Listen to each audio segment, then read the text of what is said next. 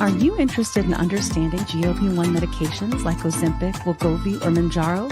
Then join us on The Plus Sides, Cracking the Obesity Code, the groundbreaking podcast helping people change their lives one episode at a time. The Plus Sides podcast is a disruptor.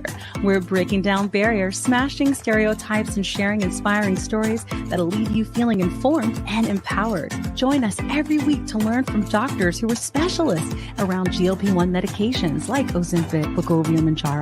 They'll provide you with science and facts to validate these incredible stories. But that's not all. We'll also bring you the voices of the GLP-1 Mounjaro TikTok community, real people who face the challenges of obesity-related diseases and disorders and discovered the incredible plus sides of GLP-1 medications. Our episodes are filled with heartwarming stories, laughter, and moments of triumph. You'll connect with our amazing community members who are reclaiming their health and experiencing their fullest lives. Are you ready to embark on a journey of discovery and empowerment? Tune in to The Plus Sides, Cracking the Obesity Code, and together we'll change the narrative around obesity and end the stigma. Subscribe now on YouTube or your favorite podcast platform and join our incredible community. Let's celebrate the plus sides of life together because every story deserves to be heard. Every life deserves to shine, and everyone deserves access to expert knowledge and medication. The Plus Sides Podcast. You're not alone. It's not your fault.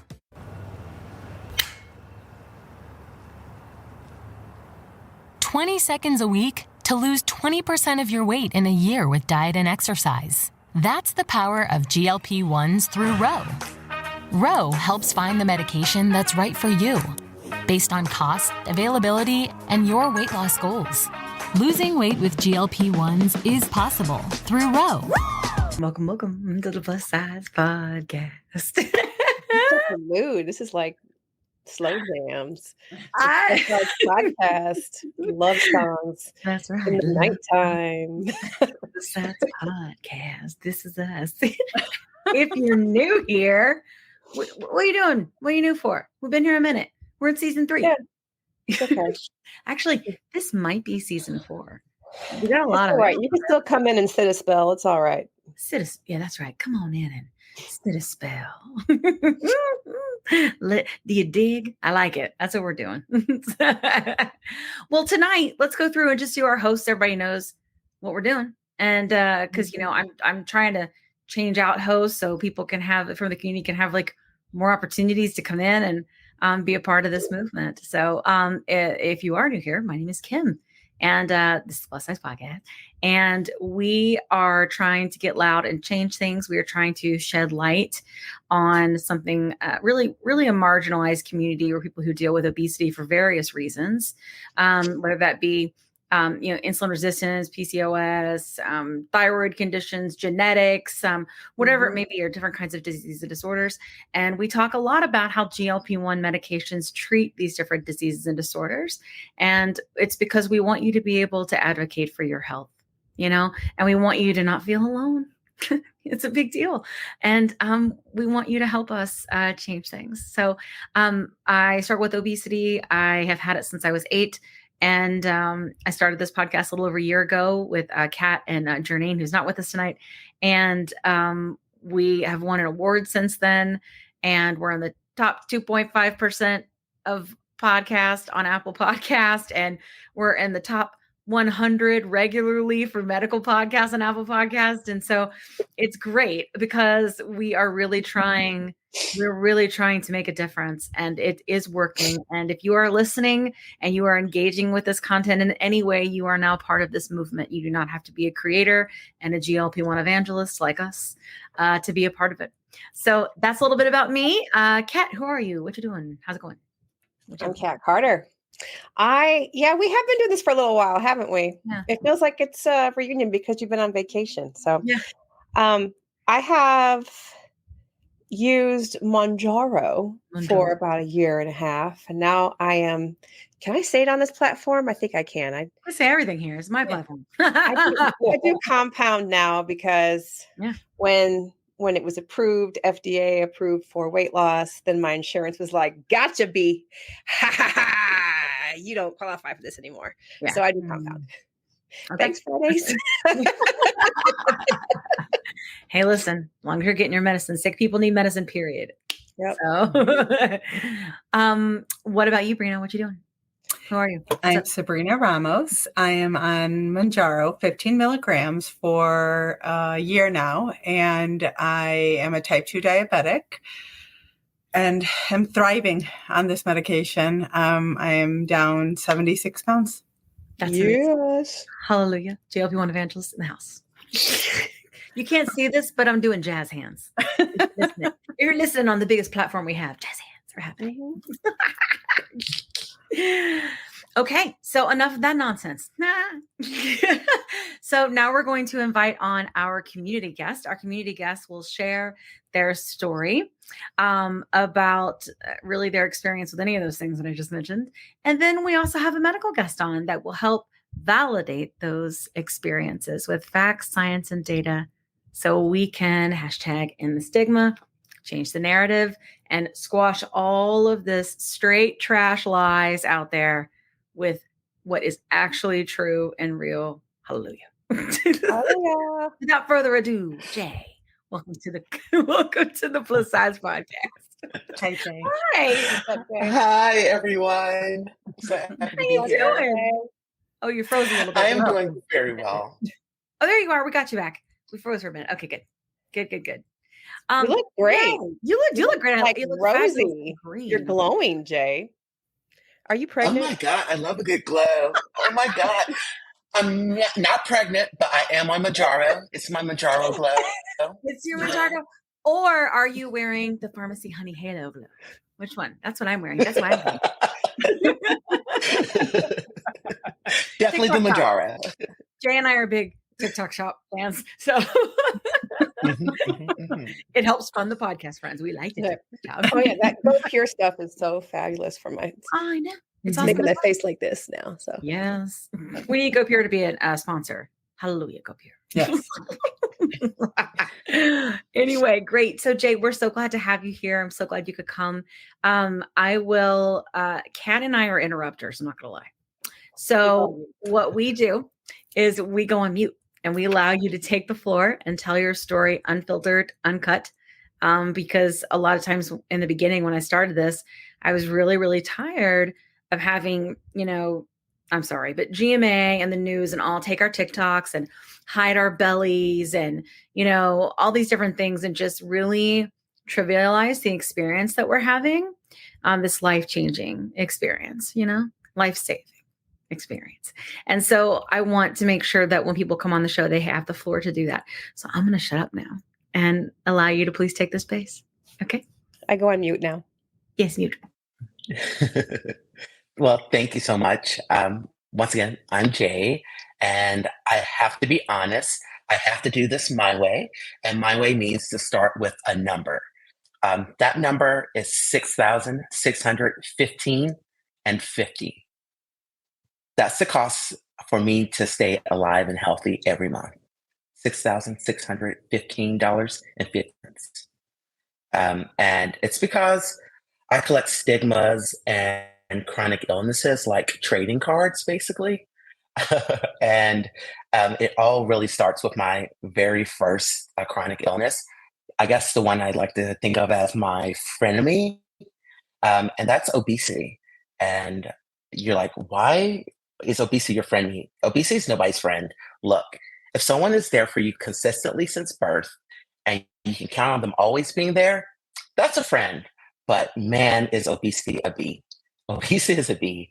The inflammation, the fear, the compounding illnesses that come with it, it's rough. But for me, it actually started at birth. Birth. I was actually a month late and almost 9 pounds. I was a big baby and a late baby, but I was definitely a big baby. And my parents and my family members love to tell stories about me being a toddler and just how much I would eat from being a toddler.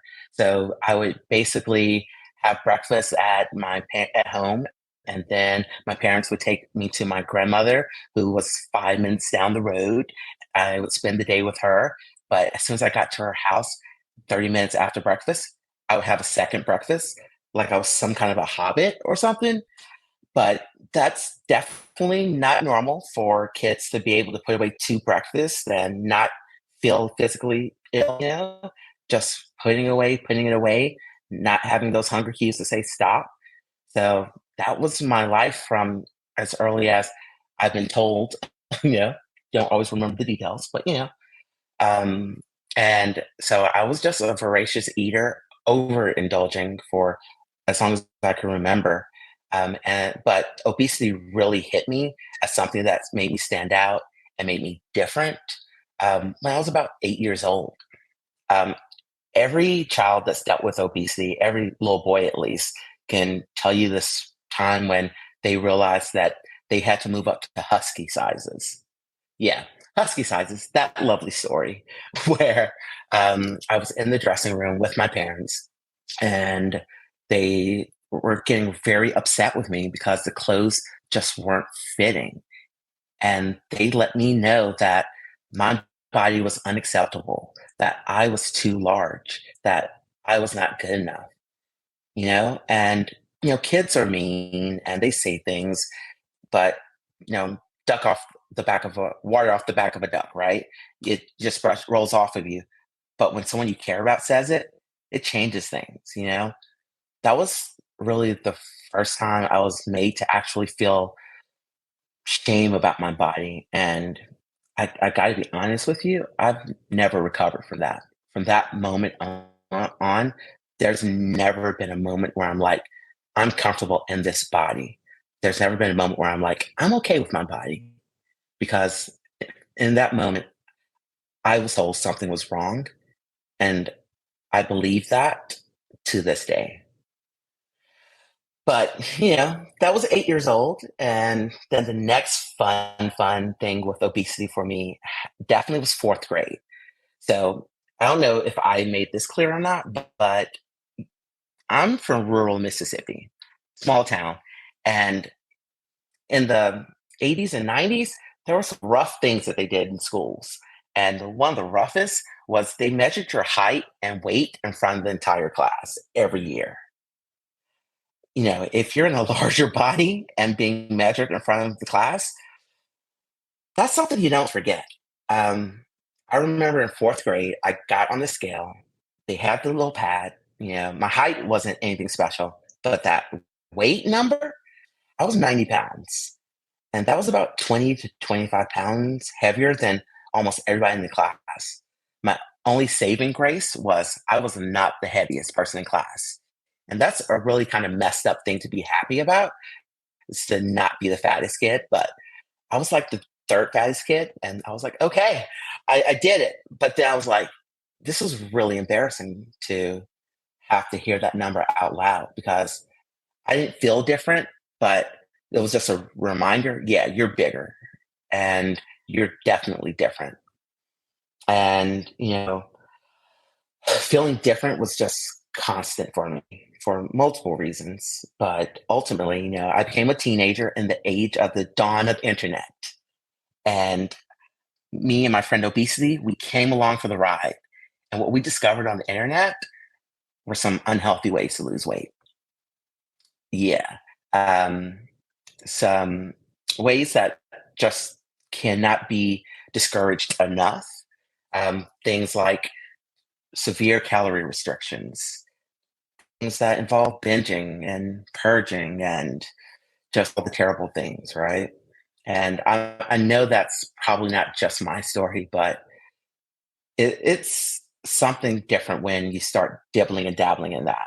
And I dibbled and dabbled on and off for about 20 years from when I started, because every once in a while, it almost feels like a good idea, like the only way out every once in a while. But that was a discovery that I wish I had never made. But thanks, internet, I guess. I don't know. It's terrible. But ultimately, for me, when it comes to obesity and that side effect of all that weight that comes with it, I am the type of person that makes commitments kind of every other year, to lose the weight. And I started as a teenager. And Success varies, obviously. 20 pounds one year, 30 pounds another, 70 pounds so if I'm having a really bang up year. But ultimately, I never escaped the obesity. I never was in a smaller body. You know, I was always in a larger body, no matter how much I lost. Um, and ultimately, I would give up on those commitments to get healthier because my body, stalled out, or I suddenly felt demotivated and worthless and just really sad. And so nothing mattered. Or, sometimes I got really hyper focused on something else and just put the fight with obesity on the back burner. That's just the way it goes. Every other year, it was like a rhythm, basically. But, it kept going, starting in my teenage years. And ultimately, one of those commitments to my health came when I was 27, when I found a new primary care provider. And, I love primary care providers because in this story that I'm telling, they're going to show up multiple times. And every time there's going to be a brand new discovery. And this time with my primary care provider, when I was 27, I met my second chronic illness. Now, with this one, I think we're going to call this one the scary, very special episode illness. And there's a reason for that. Because if you grew up in the 80s or the 90s, you're kind of familiar with this one. Or if you lived through the 80s and 90s, you're familiar with the very special episode. So I was 27, brand new PCP. I said, I'm going to lose the weight. I'm going to beat obesity. I'm going to get healthy. I said, you know what, doc? Give me the works. I'll take them. So we ran all the tests, got all the blood work done. And surprisingly, I was obese for 27 years at that point, but everything looked really good still by the numbers, except one thing. They found something. The doctor said, your blood work looks really good, but I've got to tell you, you have HIV. And that was a surprise. Um, you know, it was basically everything I knew from the 80s and 90s was, oh, this is not good. This is a death sentence. But it wasn't. It was just the introduction of another chronic illness. I started seeing my infectious disease specialist right away. But I found out it was bad. It was really bad. Let's just say that if I had not seen my PCP, the obesity wouldn't have been the first thing to take me out. I probably had 2-3 years max if I hadn't started treatment right away. So I started treatment right away. And if you had asked me at the time how I was handling everything, I would have been like, oh, I'm handling this great. I'm getting treatment. I've learned so much. I know this is chronic. I can beat this. I'm doing fine. I went to the ER 2 times in the first 2 months because I had strike symptoms. And that was a surprise. So I spent 6 months seeing a neurologist, and just kind of waiting for the other shoe to drop. Like, what else is added to the plate? You're fat with HIV, and what's wrong with your brain at this point? Let's find out. Well, turns out that there was nothing wrong with my brain. I thought I was handling everything well. I wasn't. What really happened, I had 2 really insane panic attacks that mimicked stroke symptoms. And that was a first and a last, luckily for me. But it was wild to know that my brain could function so, shall we say, poorly? I guess that's the way I'll describe it. But ultimately, after 16 months of treatment, I became undetectable viral load. I gained that. And that just basically means that the amount of HIV in my system isn't replicating, and I'm unable to transmit it to other people as well. And I've been undetectable for over a decade, but it kind of looms. This chronic illness it's always there. But it was under control. So I had my friend of me, obesity here, and my new illness, HIV. And I was like, I think I'm set with illnesses. I think I'm good. Yeah. Then came the lingering illness, my chronic illness number 3. I was on the cusp of turning 30 and a 6-year relationship ended. Woohoo! Um, I couldn't handle the sadness. I have to be honest with you. And I was like, I'm not going to survive on my own. So I sought help, you know? At that point, I was like, I can't focus on anything. I can't focus on my health in any form. Luckily, I kept taking my medicine for um, my HIV. So I was taking care of myself in that way. But my obesity, it was going unchecked. You know, if it said to binge, you binge. You know, if you it said keep eating, you keep eating. You listen, you give into the food noise, whatever it takes, because nothing mattered, right, at that point. But I sought some help, and I was diagnosed with depression and generalized anxiety disorder. So I got put on some more meds. So we're just ringing up the meds, you know. They kept the sadness at bay for a time, you know, but there were times where things got weird. I, I become super decisive. I would become super productive, then just kind of crash back into sadness. Um, and one time that sadness stuck. It stuck for 6 months. Can you imagine being sad for 6 months? It's not a place to be in. I got so bad that I was barely showing up to work, and when I would call in maybe every few days, I don't know. I can't keep track. It was, but I know it was bad enough where work called the police for a wellness check. And I remember this very vividly because that same day, I decided the sadness was too much. Um, that day, I had grabbed over-the-counter sleeping aids, and I took a bunch of them. Took a bunch of them, and then there was a knock at my door, and I was like, "What?" And so I went to the door, and there was a police officer there saying, "Hey, your work called. They want to make sure that you're okay."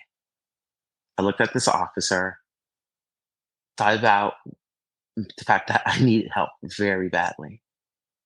But all I could see in that moment was this officer with his hand on his gun the entire time. And I didn't feel safe to tell him that I needed help. I felt scared. So I said, no, things are fine. Things are good. They weren't. But in that moment, that's half a second, that fear let me know, okay, maybe I want to stick around for a little bit longer. So it's 2018, and I leave behind all my belongings, and I hightail it to go live with a friend for 6 months for my own safety, you know, and to get some care.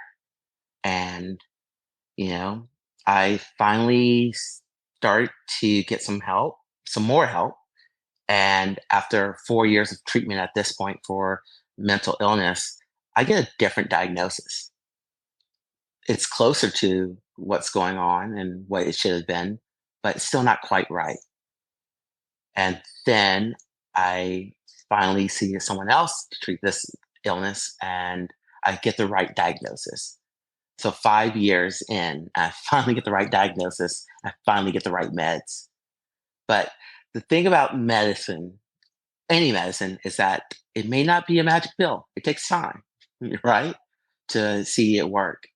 So it took about another couple of years before I realized that I'm feeling good. I'm feeling healthy. I'm feeling happy. I'm ready to move on with my life. So me with my diagnosis of bipolar type 1 disorder, me with my HIV diagnosis, me with my chronic obesity, packed up, ready to go for it with life. But I was like, oh no, this obesity is going to kill me if I don't do something. And so I was like, I've gotten 2 illnesses under control. It's time to get the third one under control. It's time to finally do something about this obesity. So by this point, you know, it's been 11 years since I saw a primary care provider, which is a real long time, right? And that's when I said, okay, it's time to get some more help. So I found a new PCP. And that's why I met illness number 4. And the fourth one, this is kind of twisted, but it's my lucky illness. You're like, lucky illness? That's a thing? Yeah, it's a thing. Trust me. So it's lucky because when I went to make this health commitment and to see this brand new PCP, once again, I asked for the works. I said, give me everything. And they gave me everything. But unlike last time, everything did not come up clean in the blood work. They were like, your A1C is 6.7. Oh, you're type 2 diabetic. Oh, cool. So another chronic illness to the list. But the next thing that they said to me was, has anyone ever talked to you about weight loss surgery? No, nobody's ever talked to me about weight loss surgery. Has anyone talked to you about weight loss medication? No, nobody's talked to me about weight loss medication. They were like, have you heard of Wegovy? I was like, Wegovy? Nope. They were like, okay, go home, look it up, do some research, and then come back to me. I was like, okay, fine.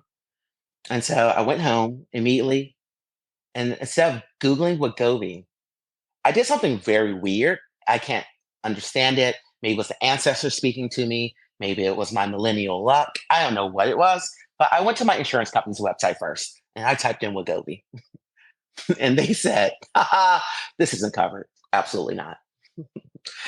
So I was like, okay, I'm not giving up. Now that I know that there are obesity medications, Google, what is similar to Wegovy? Do you know the first thing came up was not Ozempic, but it was Mounjaro? I was like, Mounjaro. I was like, okay, what is this? And then I looked at the data and it's like, oh, better results for weight loss. Okay, I'm sold. That's all I needed to know. Ignoring the fact that it was a treatment for type 2 diabetes, which was perfect, I was like, okay. And I contacted the doctor and the provider, and I said, hey, would my insurance doesn't cover Wegovy, but would Mounjaro work? And they said, I think that would be a really great fit for you. And they were right. It was a really great fit for me. So I started my Mounjaro journey, and I injected the first night I got it. 2 days later, I discovered my lovely, amazing, wonderful, gorgeous TikTok community after I started because I was like, I bet you people are talking about this online. And then within that community, I discovered people providing tips and tricks and compassion and information and relatability because they had struggled with obesity. They had struggled with diabetes. They understood me in ways that other people couldn't. And it's been amazing. I've been on this journey for about 13 and a half months at this point, and I'm down 118 pounds. My A1C is, at 5.3. I'm winning, and it feels good. And it's like, holy crap, am I going to have to end the relationship with my frenemy soon? Is that what's about to happen? Because it feels like that's a possibility for the first time in my life. Obesity may not be the companion that it's always visible, may not be the one that's always there to remind me that I'm not good enough, that I don't fit in. So there are things I'm looking forward to. I have to be honest. I'm looking forward to the day when I can be like, I'm clinically overweight. I'm looking forward to that. I'm looking forward to that day when I can be like, you know what? I'm clinically normal. I'm looking forward to that day. But you know what? I'm not in a rush. Y'all, I'm a survivor. I've survived, obesity this long. I've survived HIV. I've survived bipolar disorder. Like, I'm surviving and I can be patient and I can outlast obesity as well. So I'm just going to remain hopeful and steadfast because I'm resilient.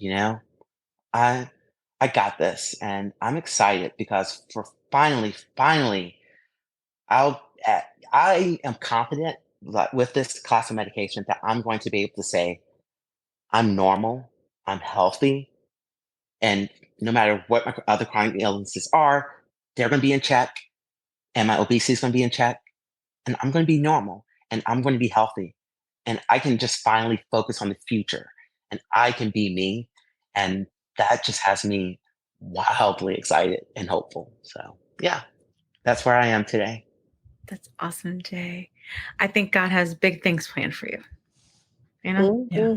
No, not to get like religious. I'm just saying, like, No, you know, no, whatever the higher power is, you know what I'm saying? Like, I just I appreciate think you've it. got big things planned for you. Like, I think when you are a survivor in general, like that's just, you know, just personal. Like, I just think that when you've been through as much as you've been talking about, like, there's a certain amount of grit, right, that comes with that. And it's just setting you up for bigger things, you know? And I think you help a lot of people in our community sharing your story and sharing your perspective. And you're helping them today because you're reaching a whole new audience, a whole new audience. Helping people is what I want to do, whatever that looks like, you know? And there's so many people that have felt so alone for so long. Yeah. And there's so much confusion and darkness. And if I can help clear that just a little bit, Yeah. I'm okay. I'm Yeah. so okay. Absolutely. Well, thank you so much. I appreciate you coming in and sharing. We would love for you to stay with us as we invite on Dr. Chang to talk a little bit more. Okay. Yeah, absolutely. Okay. Welcome to the show, Dr. Chang. How are you? Hi, everyone. Nice to meet you all. Thank you so much. We've had a little, we appreciate your patience because we've had some technical difficulties, but thank you so much for hanging with us. So there are people that don't know you because we are, at least us here, we're primarily on TikTok, and I don't think that's your platform of choice. But we would love to know a little bit about you and how you help people. Sure. My name is Beverly Tchang. I am an endocrinologist and obesity medicine doctor and Roe advisor. You are correct that I am not on TikTok, so I may be dating myself. I originated with Facebook, and I'm more active on X right now, so that's where people can find me. It's awesome. It's so interesting. Like, I hear when we're on TikTok, there's like this whole world of like people that are on Twitter. Like, I still can't even call it X. Like, but there are, and I can't help but, like, are there people on there creating stuff about obesity like there are with us? Like, are there creators? I'm so curious. I think the majority of people driving the conversation are those on TikTok. Yeah. 100%. My little community on Twitter, I do know it as Twitter myself, is very much kind of that scientific community. So that's where we originated, and that's where we're resistant to change and still hanging out. Well, you know, resistant to change. I can understand I think that. I might have seen you on, it was a WebMD bit on TikTok. So you're technically somewhat kind of sort of adjacent on TikTok. Yes, I did a piece for them on menopause, actually. Okay. Yours. All right. Yeah. Are you ready? Okay. Yeah. So read that you're triple board certified in endocrinology, obesity medicine, and internal medicine. So can we nerd out a little bit and talk about how all of these things are interconnected and work together or against us or against each other in our bodies with obesity specifically? Absolutely. Endocrinology is really the field of hormones.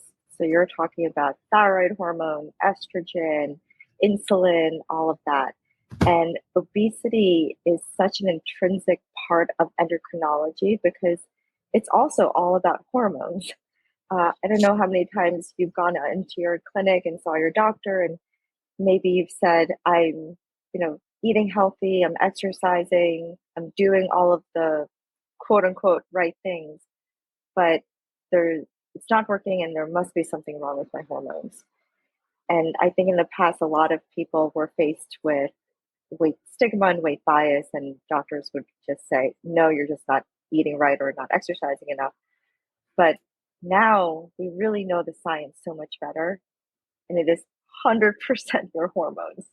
Obesity absolutely is driven by like those appetite cues, not knowing when you feel full, or wanting to eat something even when you're not really hungry. All of that is driven by different hormones and peptides, proteins in your body and in your brain. And that's really where this intersection of obesity, endocrinology, and medicine come in. Awesome. I think we can all relate. Yes. Yeah, totally. Definitely can relate, especially when you say, like, your doctors, are you not working out hard enough or eating, restricting enough? But it's very, reassuring to hear you say, someone in your field say that. So I appreciate it. Let's chat about insulin resistance and why it's so difficult to diagnose and treat right now. What causes it, and how can GLP-1 therapies alleviate it? Additionally, with insulin resistance, how close is it to a diabetes diagnosis? And is the A1C used to diagnose too late, and what damage is caused? Insulin resistance is one of those topics where you can get into a really deep, dark hole if you Google about it. It's definitely a diagnosis that can be made by laboratory work or by a clinical assessment. So based on maybe family history, how you're eating, how your body responds to certain foods, how you carry your weight, all of that can be used to actually pick up some insulin resistance. It's really hard to diagnose, actually, because we do different blood tests and they have to be timed. It's based on like right before you eat, and then an hour after you eat, and then 2 hours after you eat, and it depends on what you eat. And so a lot of people come into this question of insulin resistance based on everything else in the picture. So if you tend to carry weight more around your middle, then you probably have some degree of insulin resistance.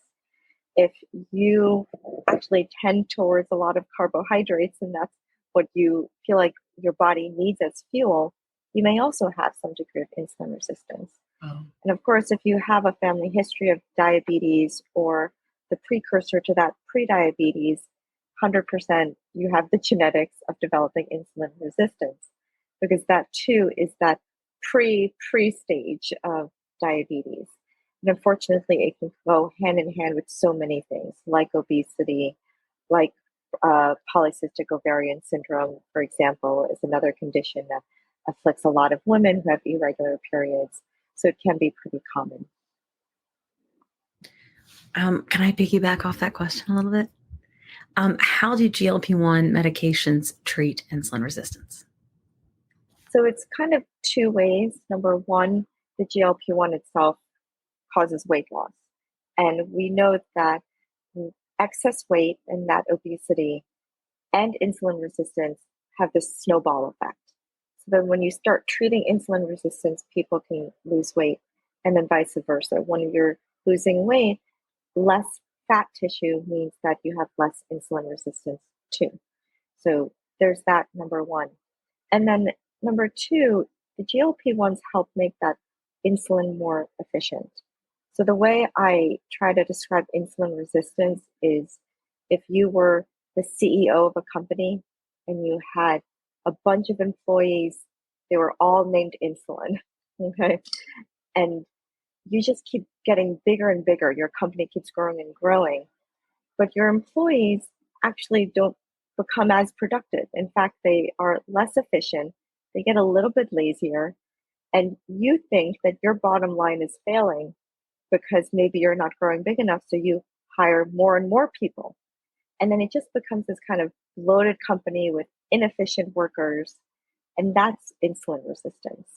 So when GLP-1 comes in, it cleans everything up so that your workers become more efficient and productive at what they do.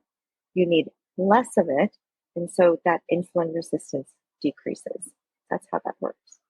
Fascinating. I've heard a lot of people. So we interview a lot of obesity specialists, endocrinologists, bariatric surgeons on the show.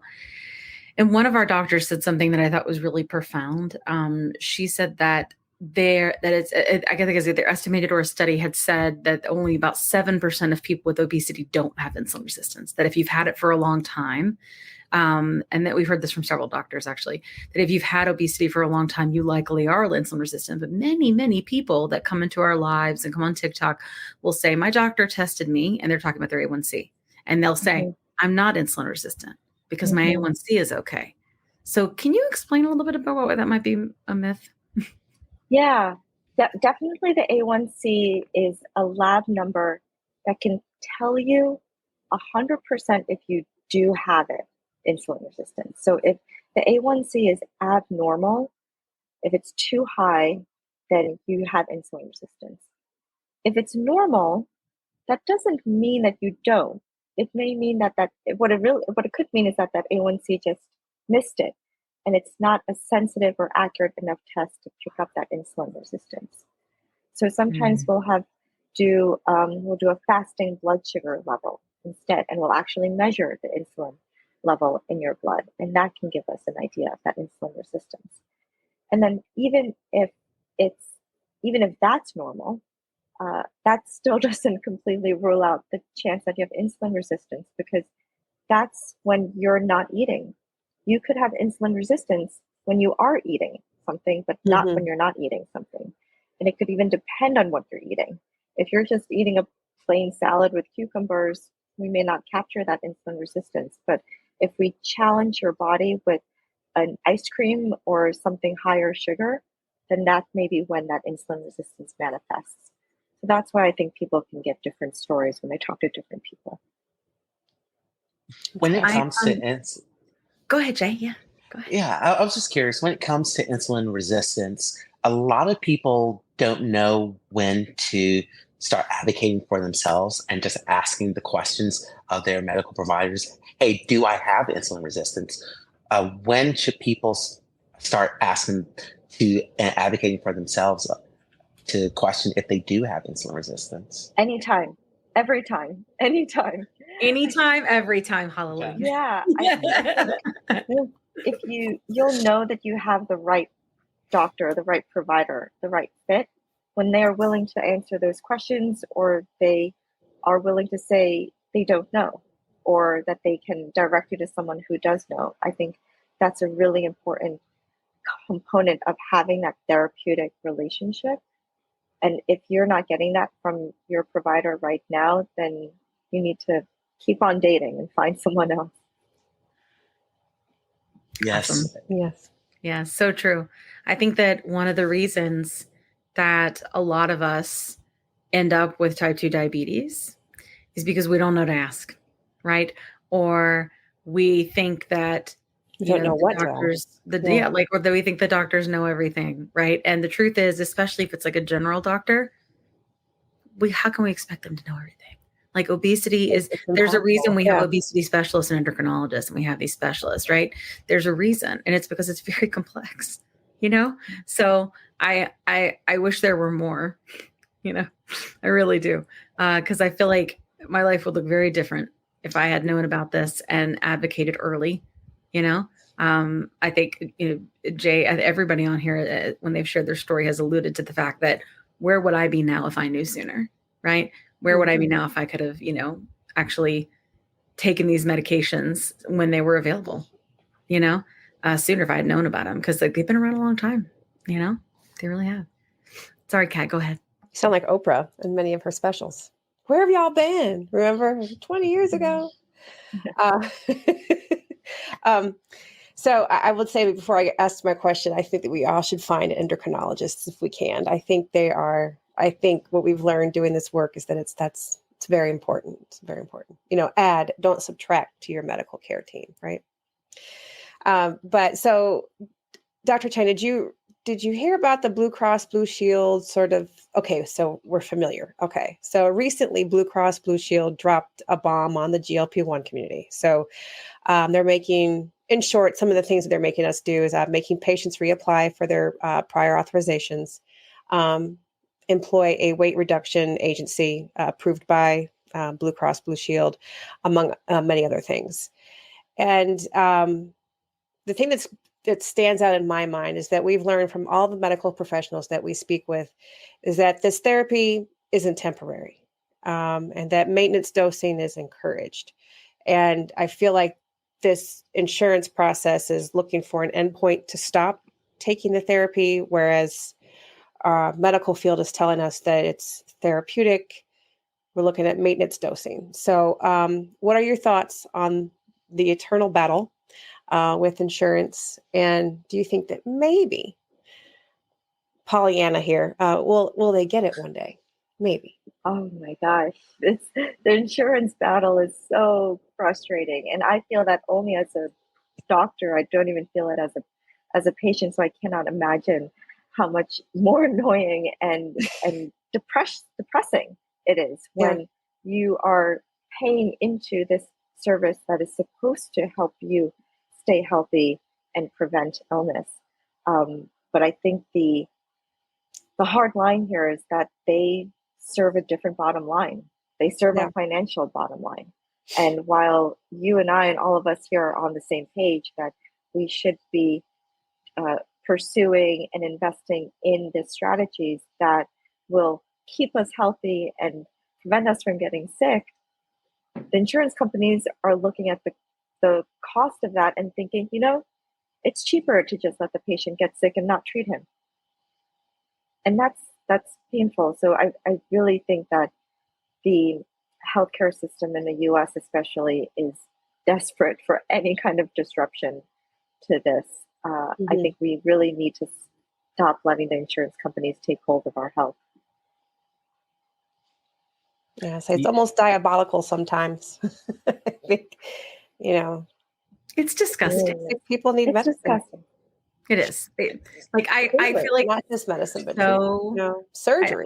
I just want to be like, you should be ashamed of yourself. It's like, if they aren't providing medicine, what are they doing? I don't understand. What are you even doing? Yeah. What are you doing? What is their purpose? I agree. I think, and I think that's why a lot of people do try to work outside of the system because they see it so broken. They they create practices where they don't take insurance because they know that whatever they submit to insurance is not going to be covered anyway. Or we look for compounding pharmacies because the medication that you need is not going to be covered and you need to just work out of the system. Right. So I completely understand the need to find workarounds because what we have just isn't cutting it. I actually have a question, speaking of battles. When it comes to medical care in this country, I'm a part of a couple of communities that have, shall we say, fraught relationships with the medical community in terms of accessing care. And I do a lot of work with the GLP-1 community and I'm really passionate about getting equitable access to care and medication for people of color and the queer community as well. And I would love if you had any maybe statistics you could share about how the medical community has been focusing on or could be focusing more on providing more and better access for us. I'm not great with numbers, but we do know that the Black communities are actually at almost a double increased risk of developing diabetes when you have obesity compared to Caucasian populations. And when you look at this across the board, whether it's diabetes, high blood pressure, depression, or anything else, it's consistently higher, double that risk or even more. And what our medical community is doing about it is limited, I think, to the different institutions and to people like yourself, Jay, who are motivated and an intrinsic community leader already to make all of those happen. I know from the medical side of things, there's a lot of push to have doctors who look like you, right? People who can actually relate and that you are more comfortable working with. That's part of that diversity, equity, and inclusion movement. We've been dealing with a systemic racism for years, decades, centuries, and it's nigh time that we have a anti-systemic or systemic anti-racism, right, in place. And so I know a lot of institutions are incorporating professionals who whose job is explicitly to push that forward. And then also from the research side of things, most of the people in clinical trials tend to be Caucasian males. And that is not the population we're serving, right? That's not the population at risk. It's women, it's non-Caucasian, Blacks and Hispanics. And so there's a large intentional push as well to have a more diverse recruitment for research so that we can understand, are these therapies safe and effective for the people who are actually using it, actually needing it. That's great. That comforts me to hear that. It really does. Yeah. Okay. All right. I'm going to the next question. It sounds like it's very abrupt here, but did you want to say anything else, Jay, or? No. I'm just appreciative to hear that there are efforts and to feel seen, because a lot of the conversation when we do talk about diversity, equity, and inclusion in this moment comes from a negative light and doesn't address the fact that it has an important role to play in the way that people access care. And it's more than just employment. It's more than just, getting access to educational institutions. It's about being able to live, and just hearing you address that, it means a lot. And I appreciate it. Yeah.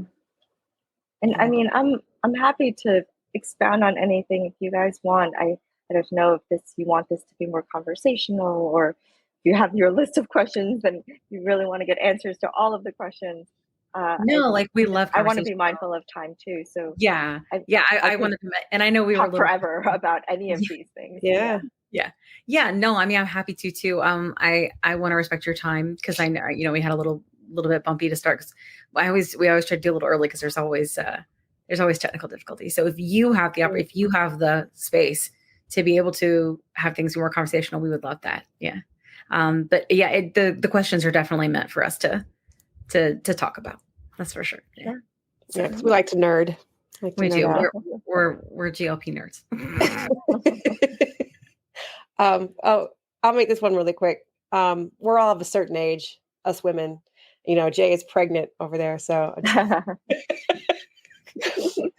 we asked Jay if he was glowing pregnant. But anyway, so we're at a certain age where we're reaching perimenopause or menopause. Maybe I just have selfish reasons. I've always wondered if a GLP-1 therapy can actually help women experiencing the change. Or is that in a clinical trial right now? Are we studying that? Gosh, menopause is one of those things that I think half of the population lives through, right? But we have so little information about it. It's kind of crazy. No one really takes it that seriously, but so we all go through it anyway. When it comes to the GLP-1s, there's no explicit trial looking just at women in menopause. But I can tell you that when they do the recruitment, a lot of it is Caucasian women around age 51. Okay. So the medications have been specifically for by chance have been specifically examined in people who are probably perimenopausal. And so we do find that it's very effective. Now, whether it's effective because it affects the specific hormones that are changing during menopause, it's hard to say. Even just the relationship between menopause and weight gain or weight changes themselves is a little bit tricky to figure out. When you look at all of the evidence, we actually find that weight doesn't change that much, but your body composition changes. Like you have more fat mass, less muscle mass. And so because muscle weighs more than fat, the weight itself doesn't change, but the body composition changes. And then the distribution of that also changes. We kind of go from that pear-shaped more to an apple shape around perimenopause and through menopause. And when we have, again, that accumulation of fat and weight around your truncal area, that's where you have an increased risk of other metabolic diseases, diabetes, heart disease, etc. So that's the relationship when we look at menopause and weight. And the GLP-1s, they don't affect estrogen that we know of. Okay? They don't affect estrogen themselves, but it does change appetite centers, what our relationship to food is, cravings, all of that. And so those two may be having this interplay such that it's working particularly well for women going through menopause. That's so interesting. That's fascinating. I know, and this is just self-diagnosis. I did a Dr. Google, or no, I really didn't do a Dr. Google. It was me. I used to have really awful, terrible, sorry, Jay, times of the month. Just Why are you sorry? Insanely painful periods. You understand? Well, because it's girly talk, right? But since taking Mounjaro or tirzepatide, they're not as bad. So it's amazing. I deduced it to that, but I should probably just go see an endocrinologist. And probably, I don't mind Dr. Google. I actually like that people are doing their own research and coming, just as long as you come back to us, come back to the doctor and ask, confirm this. Can you bust this myth? What's actually true out there of what I found? That's actually really helpful for us to open the conversation. And I think, Kat, that you're not alone in that experience with GLP-1s. We've heard from a lot of women that their periods have improved. If they had a disease of endometriosis, that seems to have gotten better. If they had PCOS with irregular periods, now they're regular again. So there's still a lot that we don't know about GLP-1s. We do know that fat tissue produces estrogen in of itself. And when you lose weight, you're losing some of that fat. And so maybe it's just a different level of estrogen that's being balanced in your body. Interesting. Now. Yeah. You've mentioned... go ahead. No, I was just curious because you've mentioned this a few times already about specific studies and different populations that are being studied and different illnesses. And you said, we aren't studying GLP-1s for this yet. Along with menopause being specifically studied, like what's on your wish list, I guess, of what we should study? Good question. PCOS. Oh, that's a good nerd question. Actually, yes, like fertility. I think fertility is such a big one. We're seeing trends. You must have heard this of women getting pregnant on GLP-1. I have many, many friends. We have so many of them. Yep. Yeah. Right. So many baby zepbounds are coming. Yeah. Baby zepbounds, baby MJs, baby Ozempics and wegovys. Oh yeah, they're everywhere. Oh my gosh. Yeah. And it's such, and they're really, well, they're 40s. They're women in their 40s that had PCOS. Yeah. Like they tried for years. A 100% joyful moment, right? And as a doctor, I was like, congratulations. But then there's like a little voice in the back of your head of like, what did that zepbound do something? Is it going to do something to the pregnancy? Is it going to do something to the fetus? We just don't know. And the guidance from the manufacturer is that you should be off of the medication for 2 months before you get pregnant. So that's the same messaging that we're giving to everyone. And many of them are in perimenopause, right? And they're like, I'm not going to get pregnant. I'm 40 something or I'm 45. Wait a minute. Is there no, please. I'm sorry. That just made me, there's still a chance because, okay. Oh God, no, I'm 47. Okay, no. Oh my God, no. Okay. So I think that, personally, I think women's health has not received enough of a spotlight in general. And I think in particular, this peri-pregnancy time period of like what's causing infertility in men and women. What should we be doing to boost that fertility? How do we get pregnant safely? How do we support a safe pregnancy and all of that? I think that is not studied enough. A lot of it has to do with how do we do that carefully and ethically, right? We don't want to test medications on an unborn fetus. Right. And so it's a challenging space, but I feel that there's so many people having that experience already. We should at the very least be collecting their stories and putting it together, and kind of maybe watching them through their pregnancies and through the early childhood, all of that.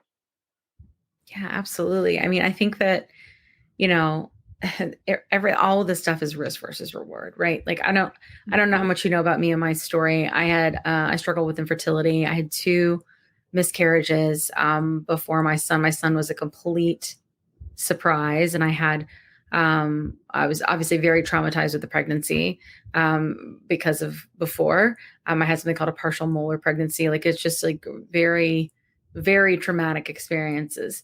And so it's hard for me to even enjoy my pregnancy, but I very much wanted more children. And I never got pregnant again. And I had my son in 2012. And so I think to myself, let's don't get crazy. I very much in 2012, my son was born, and Victoza was out in 2012. And I thought to myself, when I had regained all my weight, because I had also had lap band surgery, and I had regained my weight, and I was like, why in the world, didn't somebody say something, like, hey, clearly you're struggling with your weight. Hey, I know you've had weight loss surgery. Clearly you've gained your weight back. Did you know about this GLP-1s? Like, but nobody said anything. And I think to myself, like, how many grandchildren could I possibly have in the future? And how many children could I have had, and all of these different things? Because I did want to be a mom, but I'm not going to lie. Like, I did not know that I was going to love being a mother as much as I love it. And now he's 11 and a half and thinks I'm way less cool.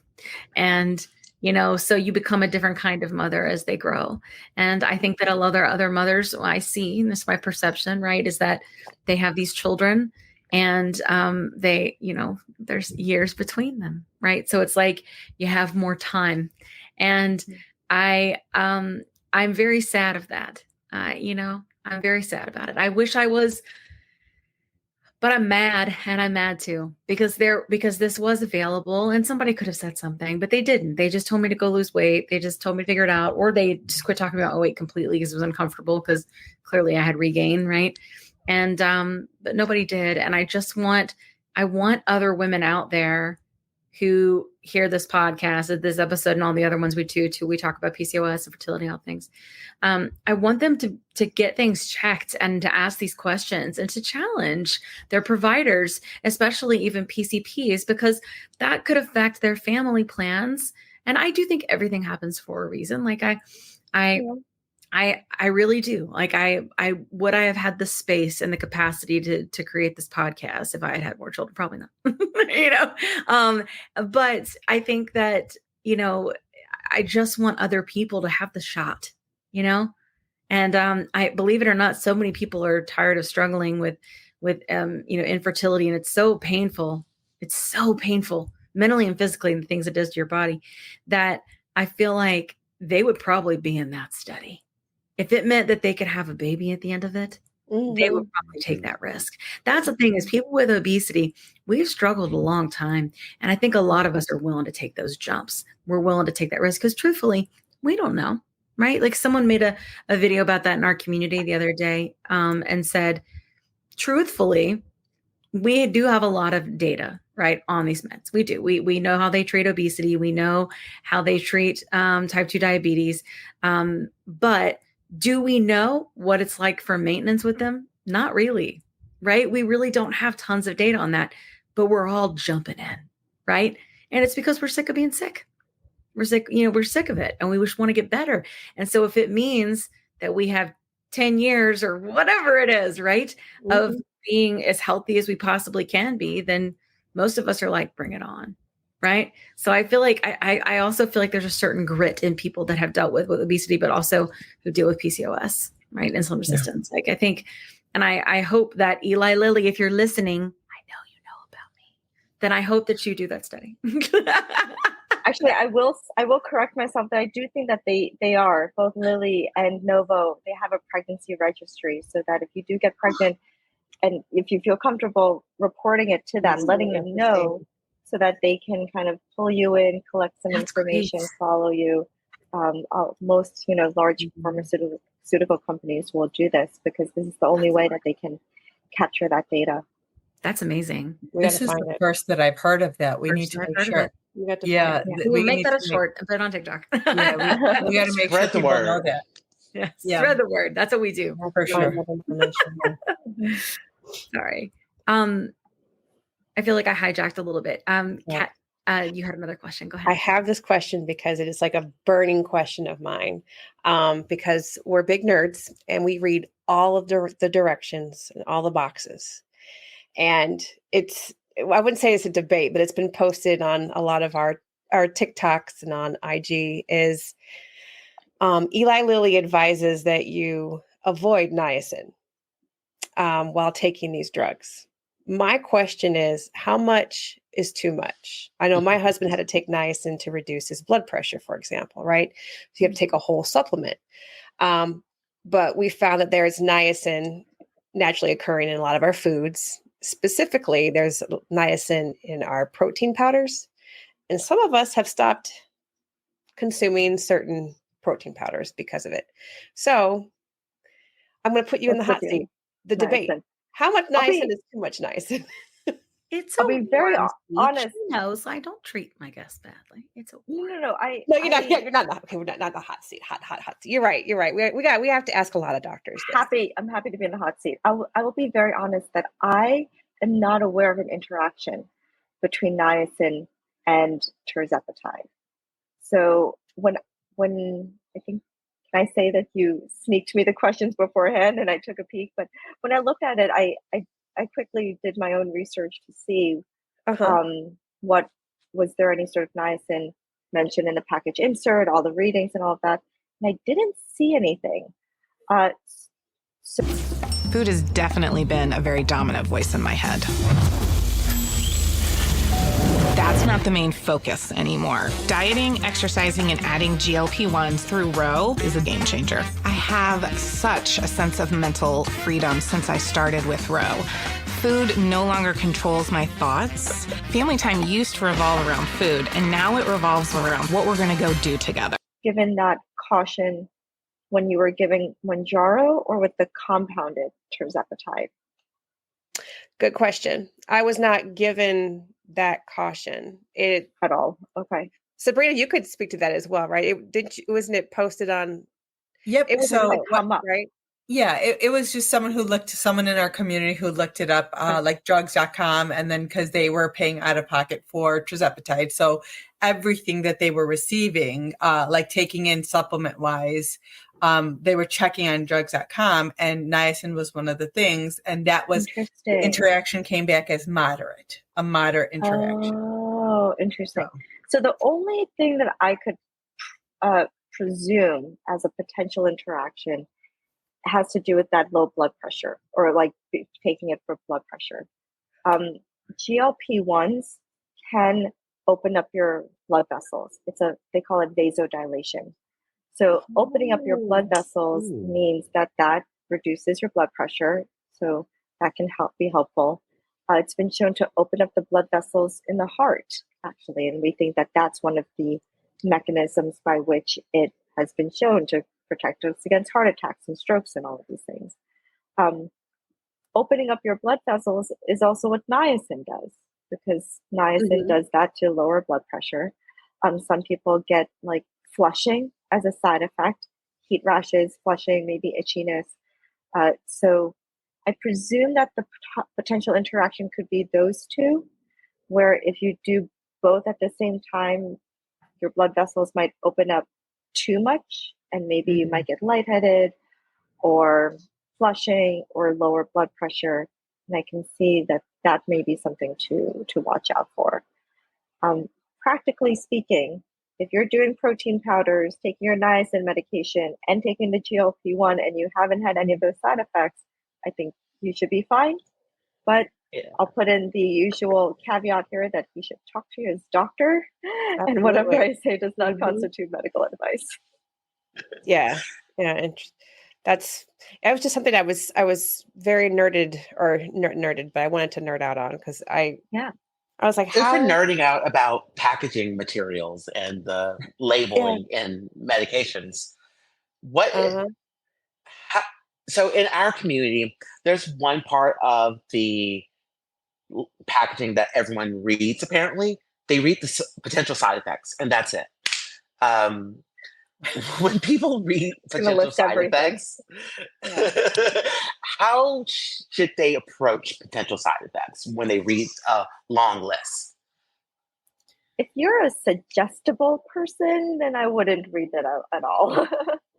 Anybody that watches an influencer on TikTok should not read that because we're all influenced. You are going to see how there's constipation and diarrhea, and then somehow you're going to manifest both. And so I would caution you to not do that.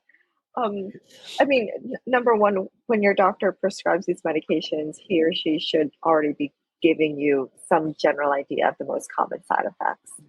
And it should be sufficient enough to go ahead, go with that shot, just knowing what your doctor told you. That being said, we are very busy people, and oftentimes we don't go through everything. Many times you might just be handed a piece of paper, and that's all you get. And the really intrepid among us will read all of the fine print in the package insert. I think that's so great. I think that's so great. Just recognize that every individual experience is different, right? I think you guys know this intrinsically, that what happens to one person may not happen to another. Weight loss may happen for you. It may not happen for someone else, all of these things. And so when the manufacturer puts those side effects in, it's everyone who's ever had any one of those side effects gets listed into there. Right. And it's not even just related to the GLP-1, to the actual drug you're taking. Some of those has the language of prior weight loss medications have been associated with XYZ. And so the government, the FDA, requires that to also be in this package insert, even if it hasn't even been seen with the GLP-1s. Like, I did not know that. one big example is suicide risk.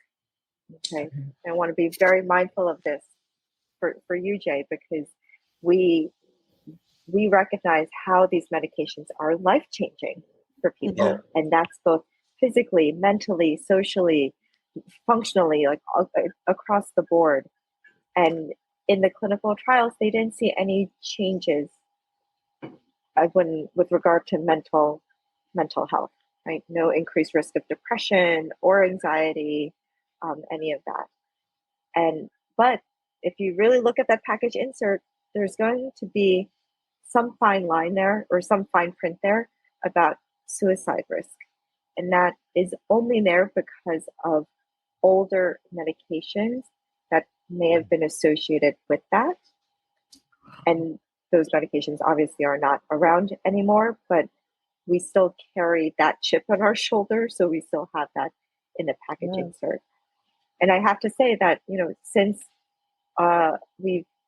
since this flag has been raised about mental health, both in Europe and the US, there's been further investigations into GLP-1s and that risk, and they've seen zero risk of that with these meds. I know that for me, once I started taking a GLP-1, I used to have anxiety. And once I started taking a GLP-1, that it's completely gone. I mean, I don't have it at all, like even in the slightest bit. It's so crazy. I'm with Brina on this, and I swear to God. So recently I started wearing a continuous glucose monitor. I swear to God, it's been blood sugar all this time. I think I thought it was anxiety, and it was blood sugar. Really? It could be. Sugar is a mind-altering substance now. So it just, like, with the fluctuations that I've seen with that's on a medicine. That's on medicine. Like, what was it before? Like, it's blown my mind, the insights of the CGM. Like, it's not to divert, but I'm telling you, I tell people, it's one of the biggest reasons I've been like such a big advocate and evangelist with this is that I used to, you would never know because I was very good at hiding it, but I suffered from crippling anxiety.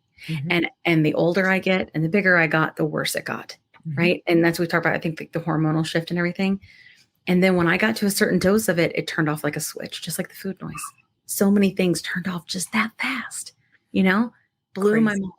Yeah, crazy. It was almost like a light switch. Yeah, but Dr. Rentia, so Dr. Rentia's obesity specialist, she's like blood sugar nerd, she says, but she did say like, a lot of times, I mean, I used to take anxiety pills at night because I wouldn't be able to sleep because my mind would be like racing and all the things. And now that I wear the CGM, my blood sugar goes crazy at night. I have, it does. And I just, stuff like that, I'm like, is that what was happening? And I think it just goes back to a lot of the times we say someone has anxiety, right? And we treat the anxiety and we never consider maybe there's an underlying cause, right? And I mean, I think even going back to Jay, like I struggled with what Jay was talking about too, with mental health. I was diagnosed, I was assaulted in college. I'm very open about it on the show. I was assaulted in college and it was a very traumatic experience for me, obviously. I was immediately given the diagnosis of bipolar. Immediately. Like I met the man one time, bipolar, and bam, he had me on Depakote. And guess what happened? Because I have obesity and because of Depakote, gained 100 pounds like that. Couldn't get it off, And I just think that that's a lot of times we don't think about, and we didn't know really then, right? That was a long time ago. I'm an old lady, but we didn't really know then. I think but we shouldn't be just like giving these diagnoses that are really big with just meeting someone one time. Like there should be some, hey, let's make sure there's not something biological going on. Hey, maybe this does have something to do with the horribly traumatic experience that you just went through, And I hope people will look at that, I hope that if someone comes into their office and says, I'm struggling with anxiety and depression, that they go, let's talk about what's going on and let's do some friggin' blood work, something, especially if it's evident they suffer from obesity. Like it's a discussion that should be had. And like, if the doctors aren't willing to have it, because for God's sakes, we've learned that a lot of the GPs just aren't, I would tell you if you are listening to this and you do not take one of these medicines yet, have the discussion, have it. Because truthfully, I have gone down to the smallest dose possible for the bipolar medicine. And I feel the same. Like I really think I was just misdiagnosed for a really, really long time, and I think that's important just to say anyway. Sorry, rant. Hallelujah.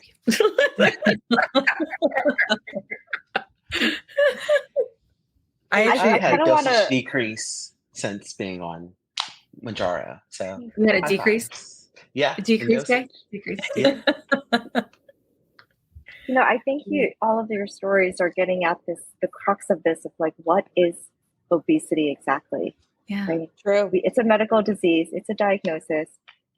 The way we've defined it by this body mass index, BMI, or weight, straight I think was right. It was that was done when we just didn't know better, right? I mean, number one, it was done through insurance companies, MetLife. It was done through a researcher who established that BMI scale using only Caucasian men and some people from Africa, a few fishermen from Japan, and then we've said that, it's good enough for women too, and everyone else in the world, and we're just going to use that. So there's a lot of problems with the BMI, of course. But over 30 years of research, we also now realize that obesity actually isn't just the weight issue, and it may not even be weight at all, right? We're trying to get closer to what is it exactly? Is it fat mass as opposed to muscle mass and bone? Because we're composed of a lot of things. Or is it this like abnormal energy regulation? And if you really want to get nerdy here, this is where my cross is, where I think obesity has to do with that hormone control and how our brain just doesn't recognize what our energy status is, whether we're fed or fasted, okay? Whether we're under our weight set point or above our weight set point. Our brain doesn't recognize that.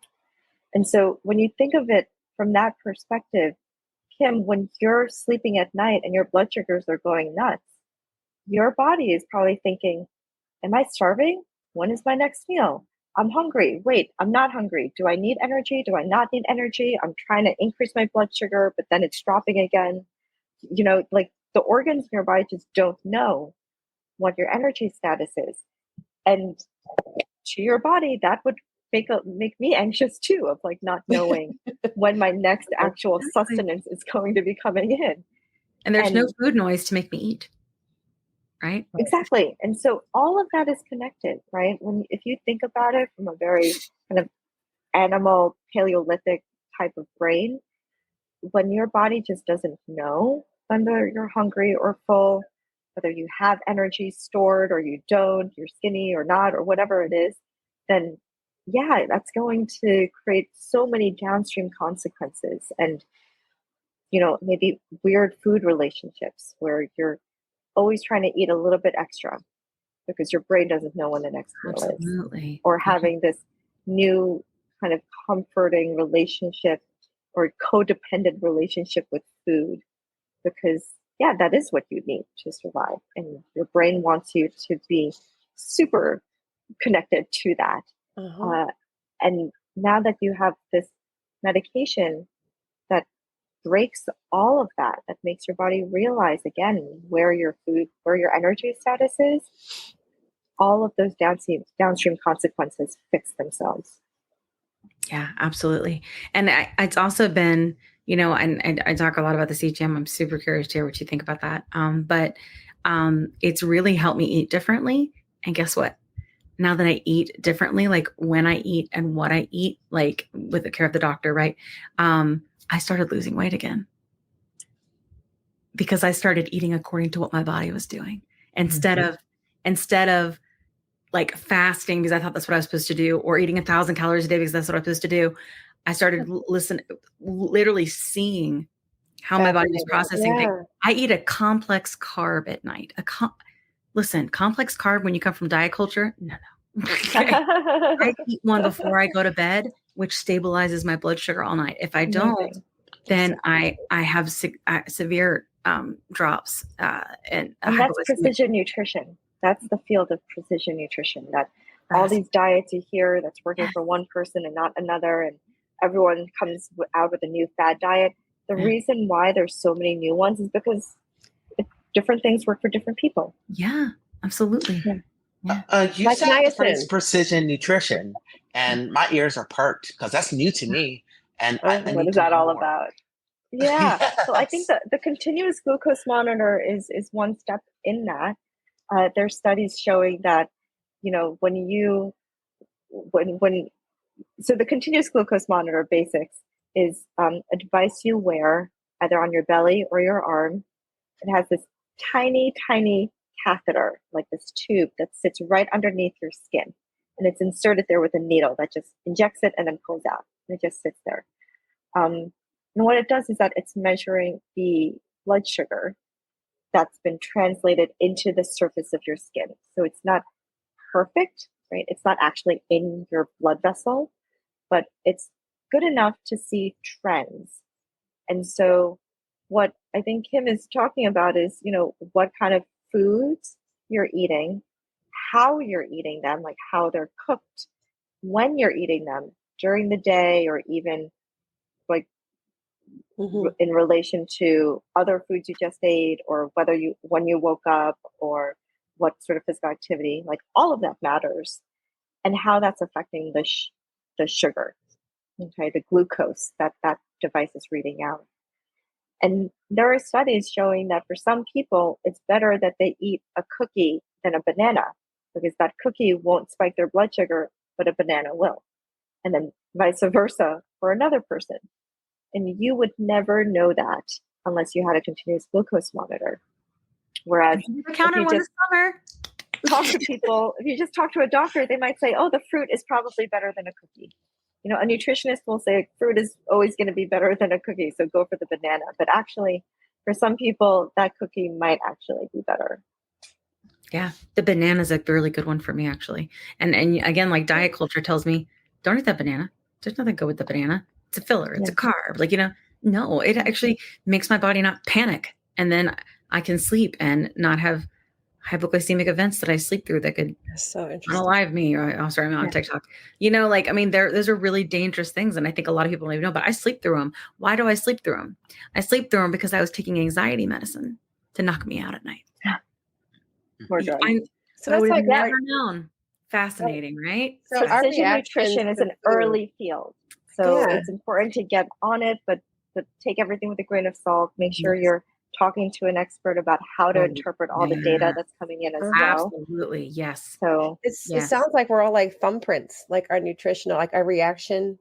We're so different. We're totally guinea pigs. There's no one size fits all approach to anything. That is so interesting what you're going through, Kim. That's fascinating. I mean, it's wonderful to have like the trending data. Like, I think a lot of times when you go so many years with, like you said, like I'm doing all of the quote unquote right things and like, it's not happening for me. Right. Or I do, and then I regain. Right. And all of those different things. Like there's just so much, not enough like data and definitions and, and people look at you like you're just fat and lazy. You know what I'm saying? And like, I'm not, I'm a boss.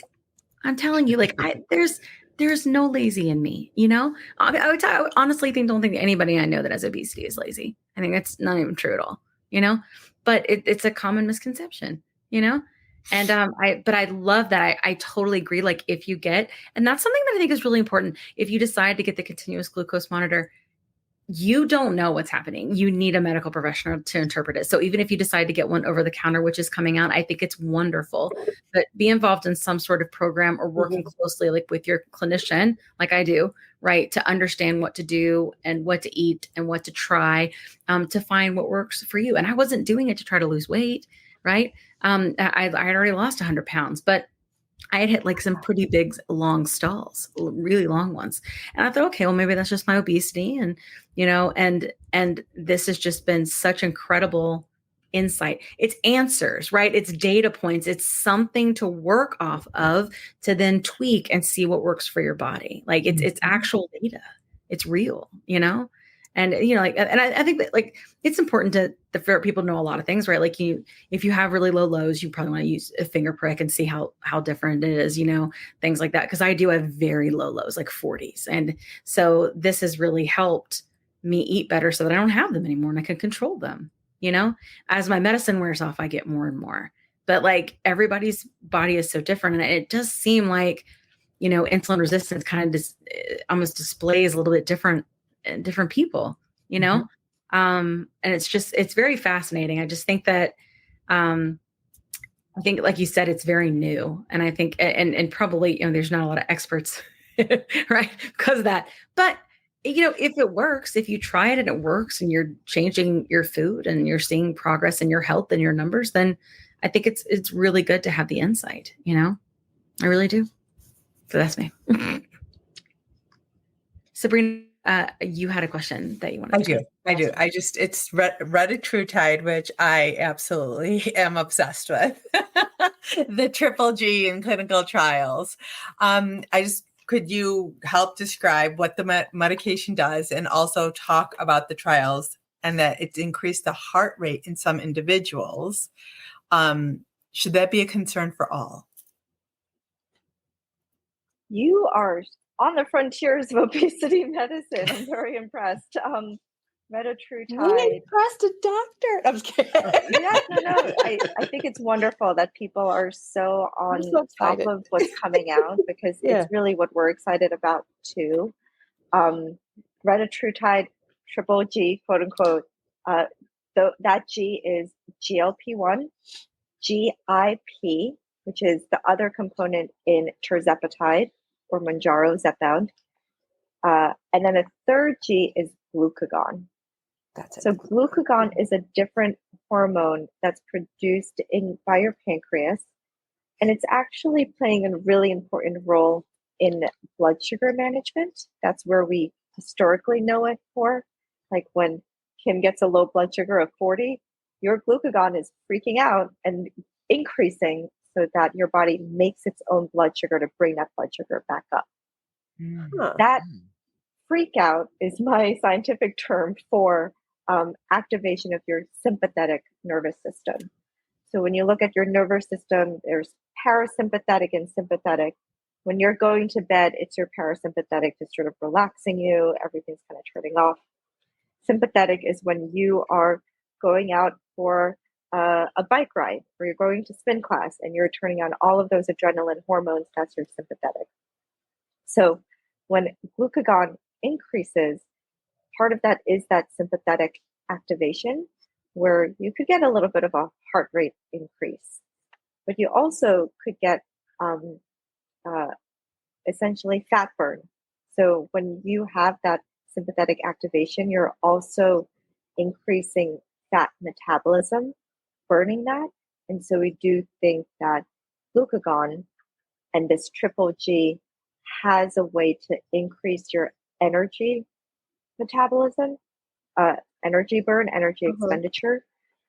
So that's the last part that we're kind of missing, because all of our other anti-obesity medications right now really work on that appetite and craving, like food side of things, like our relationship to food.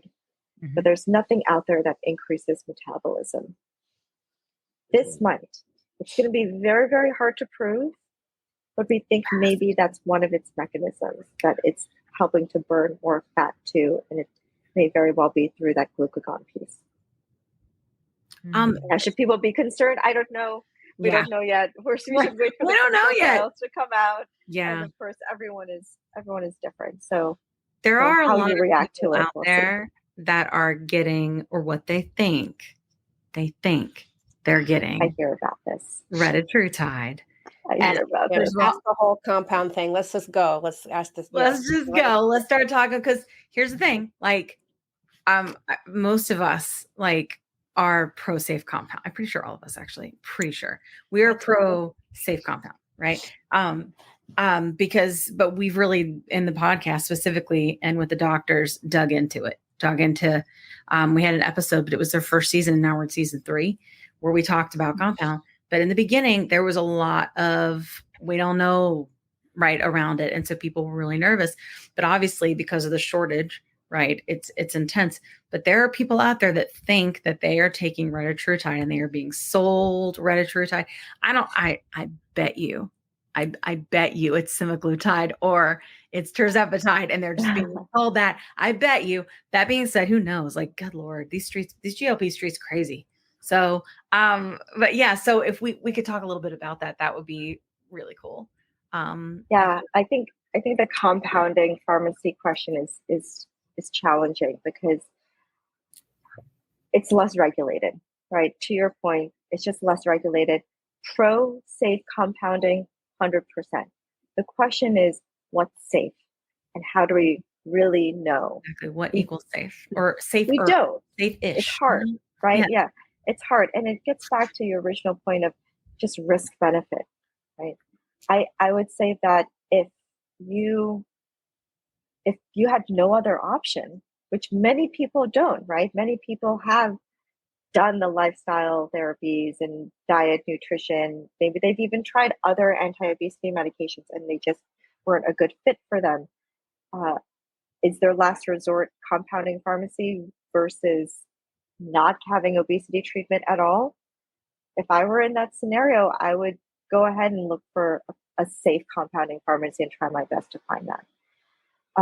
The way I kind of see it is, if you took your kid to the beach, right?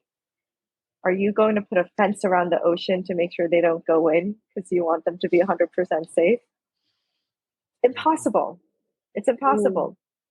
You're going to teach them how to swim, give them floaties, make sure they go out where there's a lifeguard, be out there with them. You're going to give them all of the tools to make this uncontrollable thing as safe as possible. And so that's how I look at compounding too. It's not something under my control. It's less regulated than FDA approved medications, but people are going to go for them anyway. And so I think it's important that there's guidance out there on what to look for, what to definitely stay away from, right? If you're going to a med spa where they can't even tell you where they're getting their medication from, that's a huge red flag. If you're asking the right questions of, is where you're sourcing the pharmaceutical ingredient on an FDA registered list, and show me the certificate of analysis, and you're asking all of these questions, then it gets a little bit better. They can still be lying, of course, but it gets a little bit better. I do hope that eventually it's going to improve, right? Eventually the supply shortages will improve. So some people will be able to access the medications. But unfortunately, because of insurance companies, I think compounding is probably going to be here to stay. Yeah. And I really wish that the government took a more active approach to helping people identify safe and vetted compounding pharmacies. Yeah. Because when you look at the language, the compounding pharmacies are intended to do exactly this, to provide a service that no other niche in medicine can fill. Yeah. So whether it's shortages or lack of coverage or flavoring your antibiotic for your child, like this is not something that mass producers will do. So we're looking at an area of need that also needs more oversight. Yeah. Yeah, that makes a lot of sense. I think, we, a lot of us, a lot of the telehealths will say they use like 503A or 503B, and they talk about batch testing and stuff. But I would tell you, like, the average, person looking for these medications, I don't know what any of that means, And I think that a lot of people will go and they'll go to use peptide companies because it's like dirt cheap, and we have no idea what that is. The best thing I can say is, I think people are going to try whatever they do, but if you have a side effect or if you have a reaction that just seems out of the norm, then please report it. Please report it to the FDA, because they are not going to come and investigate unless there's something wrong. There's no preventative investigation. There is a reactionary investigation. So, and we need as many people kind of being open and honest with what they're experiencing so that we could all be safer.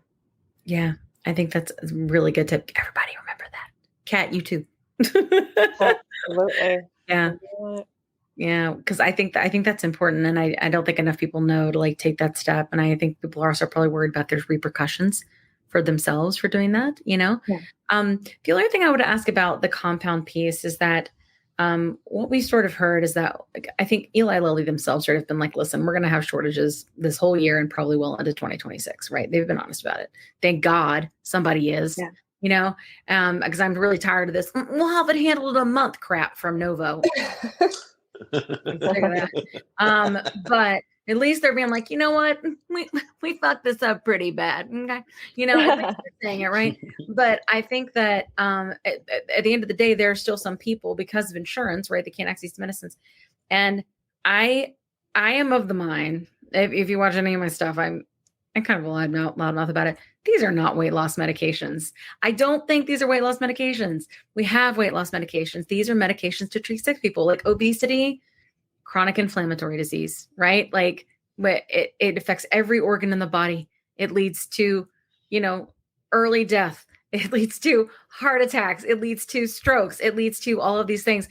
These are people who are sick and they need medicine, And so I think that we need to remember that when it comes to like compounding, the reason people are choosing it is because they are sick people that need medicine, right? It's not these. Now, I do know there are people we know there are celebrities. We know there are people who want to lose 10 pounds that like leverage compounding medications and stuff like that. But I have to tell you, I really do think, honestly, that we need to quit looking at people. I'm curious where you stand, and I'll cut it out if you don't want me to.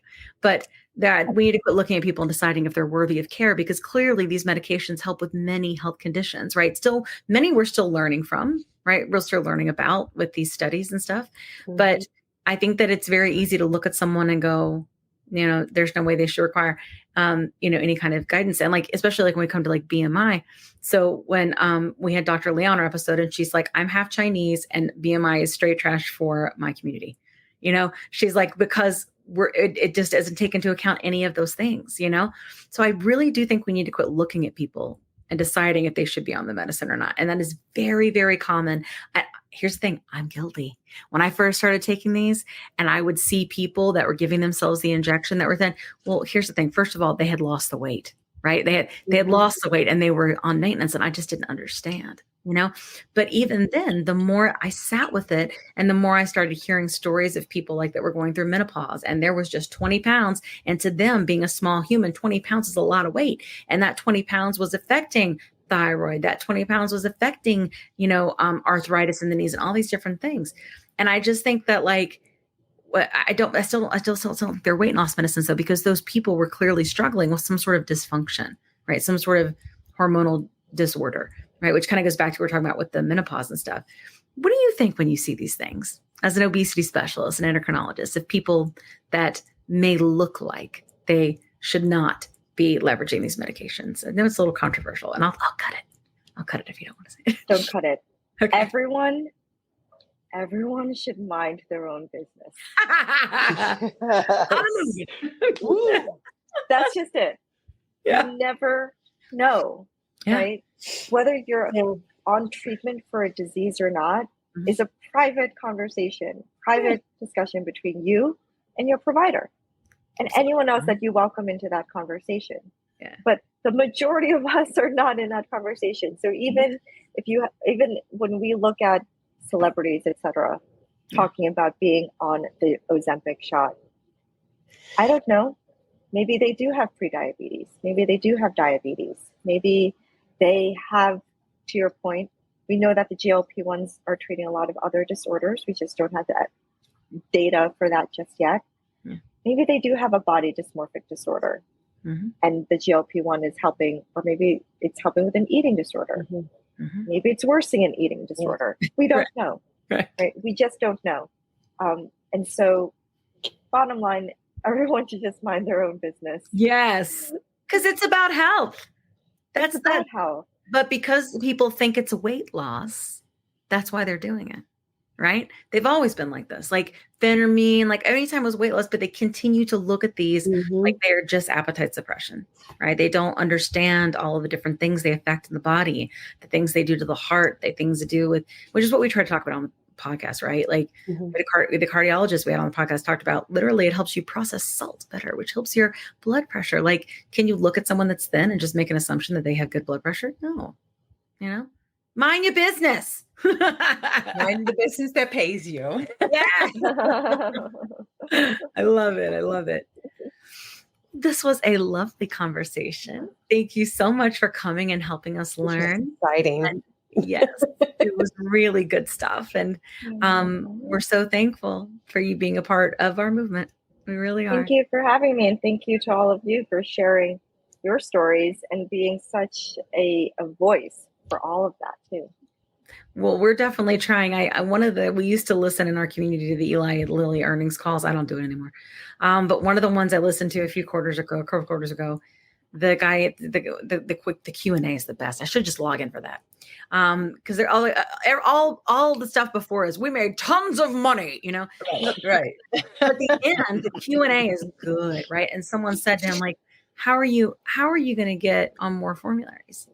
And the guy said it's going to take the voices of the people with obesity. It is. And that's what we're trying to do. Because and your there's help, Dr. Tchang. us. There you go. All of us. All hands on deck. All hands on deck. Exactly. So thank you so much for coming. I appreciate it so much. And Jay, thank you again for being so vulnerable and sharing your story. It will help people. I get a message every episode that says, that sounds like me. I'm going to go see my doctor. And that's what we want people to do, right? I want them to get help.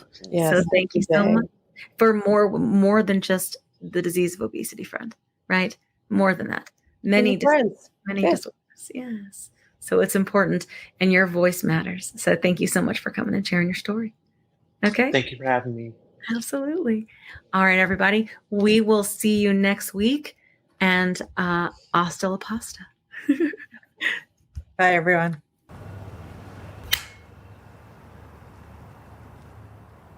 "20 seconds a week to lose 20% of your weight in a year with diet and exercise. That's the power of GLP-1s through Ro. Ro helps find the medication that's right for you. based on cost, availability, and your weight loss goals. Losing weight with GLP-1s is possible through Ro. Are you interested in understanding GLP-1 medications like Ozempic, Wegovy, or Mounjaro? Then join us on The Plus Sides, Cracking the Obesity Code, the groundbreaking podcast helping people change their lives one episode at a time. The Plus Sides podcast is a disruptor. We're breaking down barriers, smashing stereotypes, and sharing inspiring stories that'll leave you feeling informed and empowered. Join us every week to learn from doctors who are specialists around GLP-1 medications like Ozempic, Wegovy, and Mounjaro. They'll provide you with science and facts to validate these incredible stories. But that's not all. We'll also bring you the voices of the GLP-1 Mounjaro TikTok community, real people who face the challenges of obesity-related diseases and disorders and discovered the incredible plus sides of GLP-1 medications. Our episodes are filled with heartwarming stories, laughter, and moments of triumph. You'll connect with our amazing community members who are reclaiming their health and experiencing their fullest lives. Are you ready to embark on a journey of discovery and empowerment? Tune in to The Plus Sides, Cracking the Obesity Code, and together we'll change the narrative around obesity and end the stigma.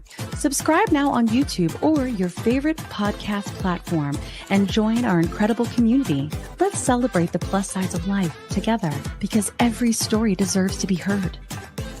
Every life deserves to shine, and everyone deserves access to expert knowledge and medication. The Plus Sides podcast. You're not alone. It's not your fault. Yes, that was you. great. Yep. We will be discussing that, and we have questions coming up.